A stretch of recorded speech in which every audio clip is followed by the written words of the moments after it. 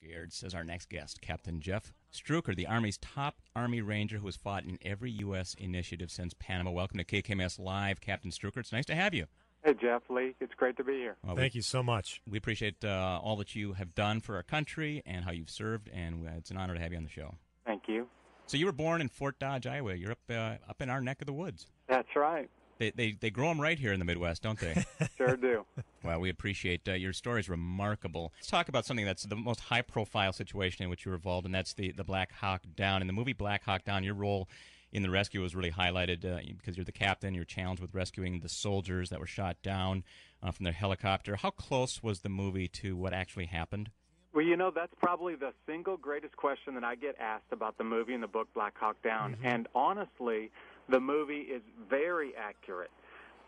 For a major motion picture, I don't know that it could be made any more accurate than what it is right now, and it not to be called a drama or a docudrama or a documentary for that matter. Yeah, mm-hmm.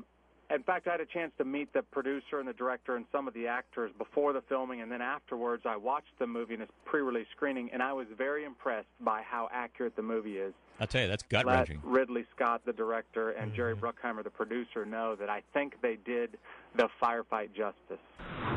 Yeah, the book really it came about because so many people were telling me when I shared my story with them, and my story always is firmly centered around God and what Jesus Christ did in my life and how that got me through the firefight in Mogadishu, Somalia.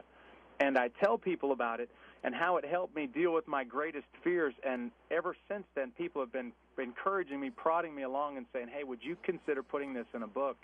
And finally, publishers said, look, we just don't have any real good information for folks who are really struggling with fears. There's not a whole lot written about it at all.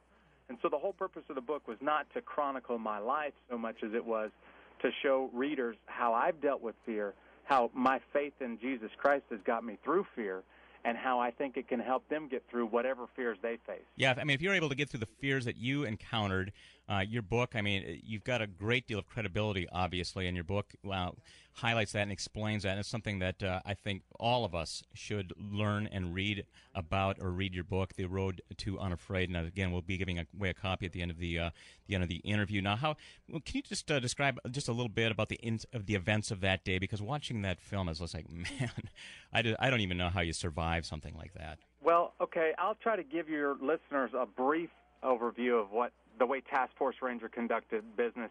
Basically, we were looking for Mohammed Farah Aidid and a couple of his significant leaders. And for people who couldn't connect the dots, the way that this mission evolved from handing out food to a starving country to the men of Task Force Ranger hunting down a notorious warlord is that he attacked and murdered 24 Pakistani workers, UN workers, while they were handing out food. Well, the UN Security Council met and said, we've got to remove Aidid from power or else this entire situation is going to fall apart on us. And so Task Force Ranger was sent to kill or to capture Mohammed Farah Aidid and bring his clan down and take them out of the equation and try to restore peace to the country of Somalia.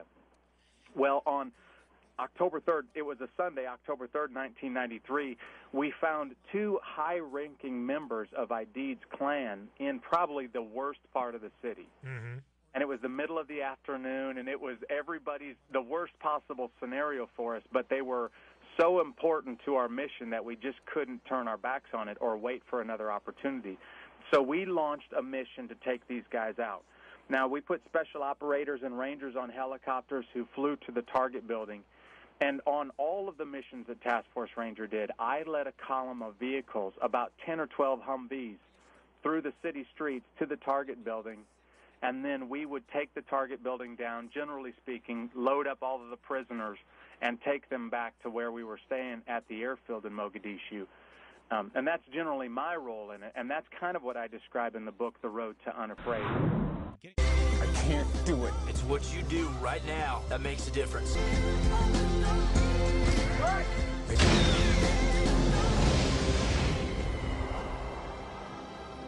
Nobody has to be a hero.